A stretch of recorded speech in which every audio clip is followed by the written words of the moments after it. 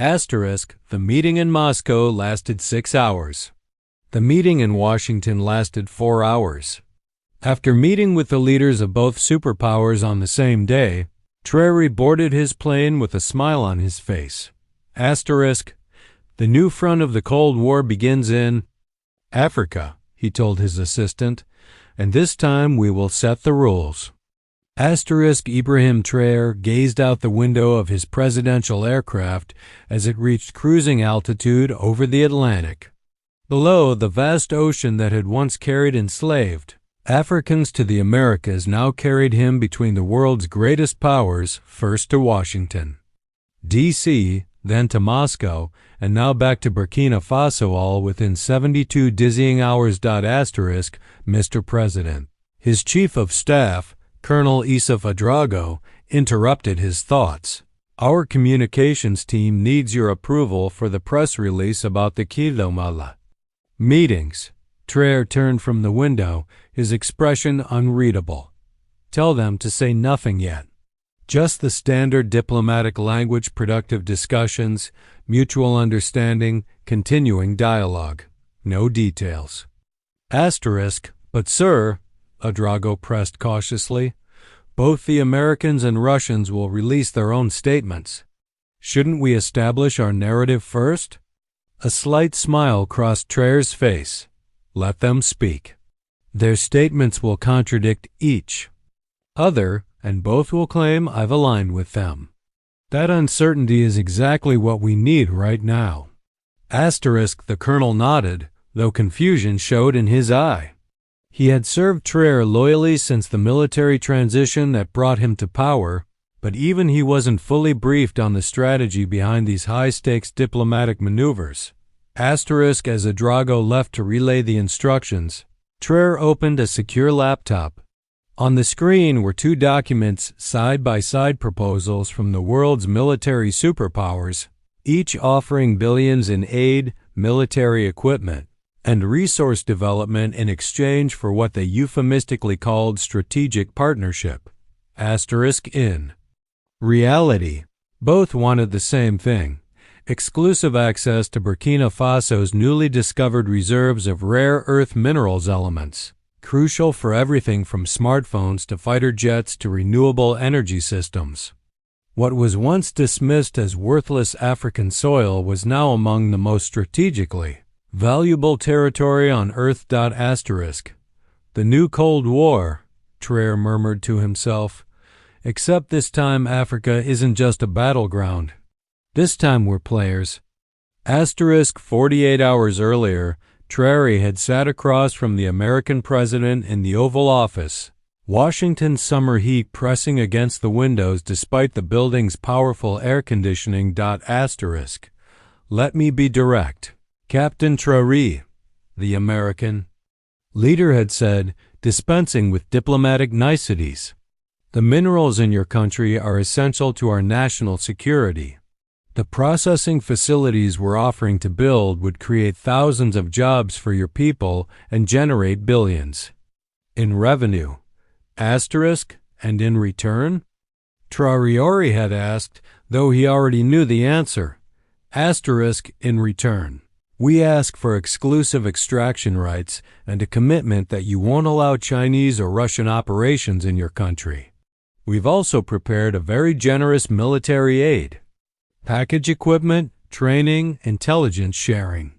Asterisk, the American proposal included $11 billion in direct investment, military hardware that Burkina Faso desperately needed to fight extremist insurgencies, and preferential trade status, a comprehensive package designed to bring Burkina Faso firmly into the American sphere of influence. Asterisk, I appreciate your offer, Mr. President. Traoré had responded carefully, but Burkina Faso's sovereignty isn't negotiable. Any agreement must respect our right to manage our own resources and determine our own international relationships. The American president's smile had tightened almost imperceptibly. Of course. But I should note that our intelligence suggests Russia is preparing a similar offer. Their involvement would bring complications, regional instability, congressional concerns about our aid packages. You understand. Asterisk, the threat beneath the diplomatic language was clear. Choose us exclusively or face the consequences. Asterisk, the meeting in Moscow the following day had been remarkably similar, though with distinctly Russian characteristics. The setting was more grandiose, the ornate Catherine Hall in the Kremlin rather than the relatively modest Oval Office. The Russian president had been more direct in his approach. Asterisk, Africa has been exploited by the West for centuries. He had told Traoré, first slavery, then colonialism, now economic imperialism disguised as development aid. Russia offers a different path, a true partnership between equals. Asterisk, the Russian proposal, $9 billion in infrastructure development, advanced weapon systems, including air defense capabilities the Americans had refused to provide, and technical assistance for mineral extraction, all without the political conditions that came with Western support. Asterisk, and your only condition is that we exclude American companies from our resource development? Traoré had asked. Asterisk, the Russian leader had smiled. Asterisk, we merely suggest that those who respect your sovereignty deserve preferential treatment. The Americans will use your minerals to build weapons they would never sell to you. We offer complete technology transfer. You will not just extract these resources, you will learn to process and utilize them yourself. Asterisk, before leaving, the Russian president had added, asterisk, remember, Captain Traoré, the Americans see Africa as a resource to be controlled. We see a continent of equals rising to its rightful place in a multipolar world. Asterisk, now flying back to Burkina Faso, Traoré reflected on the similar scripts with different rhetoric. Both superpowers viewed Africa's rare earth minerals asterisk as a zero-sum game. Both couched their geopolitical ambitions in the language of partnership and development, and both fundamentally misunderstood the Africa of 2023, a continent increasingly unwilling to be a pawn in great power competition. Asterisk. Sir, Colonel Ouedraogo returned with a tablet. We're receiving reports that both Washington and Moscow are claiming successful negotiation. Russian state media is suggesting you've agreed to their proposal. The Americans are hinting the same about theirs. Traoré nodded, unsurprised. And how are markets responding? Asterisk. Share prices for American rare earth processing companies are down. Russian mining conglomerates are seeing similar drops. Everyone's uncertain which way you're leaning. Asterisk. Good. Traoré said simply, asterisk, and our other preparations? Asterisk, on schedule. President Gota of Mali and President Tani of Niger are ready for the summit 3 days from now. The Chinese representative confirmed his attendance as an observer. Our technical teams have completed their assessments of the mineral deposits. Asterisk. Traoré leaned back in his seat. The real gambit, one neither superpower had anticipated, was about to begin.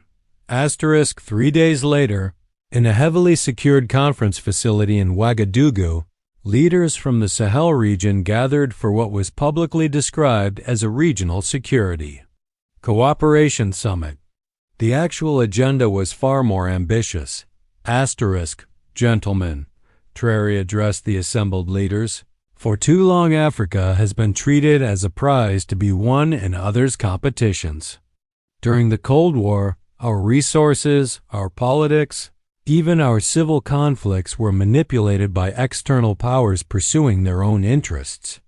Asterisk. On large screens around the room, classified sections of both the American and Russian proposals were displayed side by side. Asterisk. As you can see, despite their opposing geopolitical positions, both offers share one fundamental characteristic. They seek exclusive control, preventing us from developing our own processing capabilities or forming partnerships with other nations. President Gota of Mali, a fellow military leader who had similarly moved his country away from French influence, leaned forward. And your response to these offers?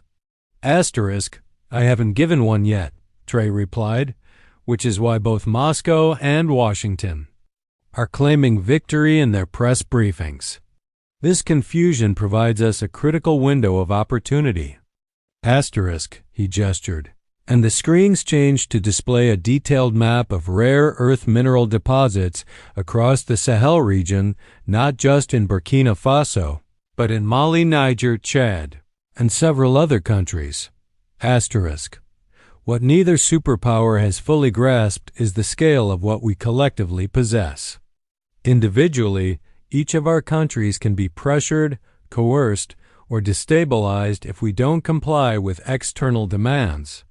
Together, we control nearly 40% of the world's reserves of these critical minerals. The Chinese observer, silent until now, spoke up. And this is why China has been invited to this discussion as a counterbalance? True shook his head. No, Mr. Jiang. With respect, we're not looking to replace one master with another. China's current monopoly on rare earth processing is as problematic as American or Russian control would be. You're here because we're proposing something unprecedented, a multilateral approach that includes all major powers as partners, but with African nations maintaining majority control. He outlined the proposal that his team had been developing for months, the formation of the African Mineral Processing Consortium, AMPC, a transnational entity collectively owned by participating African nations that would control extraction, processing, and export of rare earth minerals. Foreign partners, American, Russian, Chinese, European, would be welcome to invest, provide technology, and purchase outputs. But no single external power would have exclusive access or controlling interest. In simple terms, Traoré concluded. We're ending the bidding war for African resources by refusing to be bid upon. We will process our own minerals, set our own prices, and negotiate from a position of unified strength. The summit room fell silent as the implications sank in. What Traoré was proposing wasn't just an economic arrangement, it was a fundamental restructuring of geopolitical relationships that had defined Africa since colonial times. President Tani of Niger was the first to speak. The resistance will be significant. Not just diplomatic pressure, but potential destabilization efforts, support for opposition groups, perhaps even military intervention disguised as counterterrorism operations. Yes, Traoré acknowledged, which is why the security component of our alliance is equally important. Our combined forces, properly coordinated and equipped, can secure these resources against non-state actors. And the strategic importance of these minerals gives us leverage against state-sponsored interference. The discussion continued for hours, addressing financing mechanisms, technical challenges, security cooperation, and diplomatic strategy. By evening, a framework agreement had been drafted, the Ouagadougou Protocol, establishing the foundation for what might become the most significant Pan-African economic initiative since independence. As the summit concluded, the Chinese representative approached Traoré privately. Beijing will not be pleased to lose its processing monopoly, he said bluntly. But there may be room for a special bilateral arrangement between China and Burkina Faso that preserves your leadership's personal interests. The implied bribe was clear. Traoré's response was equally direct. Mr. Jiang, the era when African leaders could be bought to betray their country's interests is ending. Please convey to Beijing that we seek partners, not patrons. The response from Washington and Moscow came swiftly. As anticipated, both expressed serious concerns about the pièce. Ouagadougou Protocol. The American Secretary of State issued a statement questioning the economic viability of African-led mineral processing. Russian commentators suggested the initiative was secretly backed by Western interests seeking to undermine Russian-African cooperation. Within days, more concrete pressures emerged. International financial institutions suddenly raised concerns about Burkina Faso's creditworthiness. Intelligence reports indicated increased funding to opposition groups. Military advisors warned of unusual movements by non-state armed groups near key mineral deposits. 10 days after returning from Washington and Moscow, Traoré convened his National Security Council in the secure underground facility beneath the presidential palace. The Americans have frozen our accounts in New York, reported Finance Minister Kabor. The Russians have delayed previously agreed weapons shipments. Both claim technical issues, but the timing is obvious. French media is running stories about democratic backsliding in Burkina Faso, added Information Minister Urag. Western NGOs are suddenly very concerned about our human rights situation. Traoré listened calmly to each report. The pressure was expected, even welcome, in a sense, as it confirmed the superpowers' recognition of what was at stake. And our countermeasures? Defense Minister Zeta outlined the deployment of elite units to secure key mineral sites. Foreign Minister Dara described diplomatic outreach to potential allies: India, Brazil, Turkey, South Africa, nations with their own complex relationships with the great powers and potential interest in breaking monopolistic control of critical resources. Most importantly, Technology Minister Sankarat presented the progress of Burkina Faso's first rare earth processing facility, a pilot project developed quietly over the past year with technical assistance from South Korean experts who had helped their own country break free from dependence on Chinese processing. The facility is small but functional, Sankarat explained, enough to demonstrate our capacity and produce samples for potential buyers. We've already received inquiries from Japanese and German manufacturers eager to diversify their supply chains. Traoré nodded in satisfaction. The superpowers believe they're calling our bluff. They expect economic pressure to force us back to the negotiating table, willing to accept exclusive terms. When they realize we have alternatives, both for processing technology and for buyers, their approach will change. The crisis escalated over the following weeks. Western media outlets ran stories questioning the stability of Sahel governments. Humanitarian organizations reported on refugee movements that mysteriously coincided with mineral-rich regions. Financial analysts published dire predictions about resource nationalism, leading to economic collapse. Then came the most dangerous developments. Satellite imagery revealed unofficial military encampments appearing near Burkina Faso's borders. Mercenary groups with ambiguous backing but sophisticated equipment. The escalation had reached the threshold where many African leaders throughout history had capitulated, accepting unfavorable terms with foreign powers in exchange for security, guarantees, and personal enrichment. It was a well-established playbook that had kept the continent's resources flowing outward for generations. But Traoré had anticipated this phase. While publicly maintaining a calm diplomatic posture, he had spent months preparing alternative security arrangements. Joint military exercises with neighboring countries secured borders. Intelligence sharing with unlikely partners, including Turkey and the United Arab Emirates, provided early warning of mercenary movement. Most surprisingly to foreign observers, Traoré leveraged something few had recognized: competition between private military contractors themselves. By selectively engaging Russian Wagner Group elements to train Burkinabe's special forces, he effectively deterred Western-linked mercenary operations, creating a security stalemate that foreign powers couldn't easily penetrate. The turning point came 4 months after the diplomatic whirlwind between Washington and Moscow. At a technology exhibition in Seoul, Burkina Faso unveiled the first commercially viable rare earth metals processed entirely in Africa. The samples, neodymium, dysprosium, and other elements crucial for advanced technology, were small but symbolically enormous.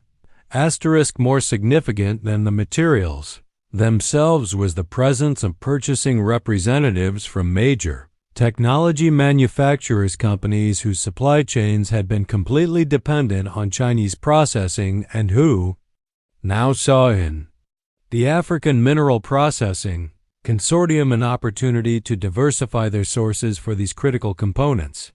We're not excluding anyone. Traoré told reporters at the exhibition.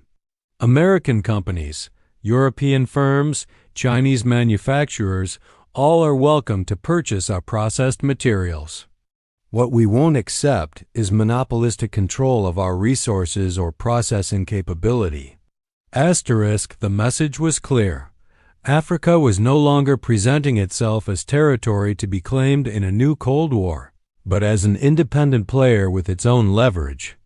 In the global economy, gradually, the approach of the superpowers began to shift.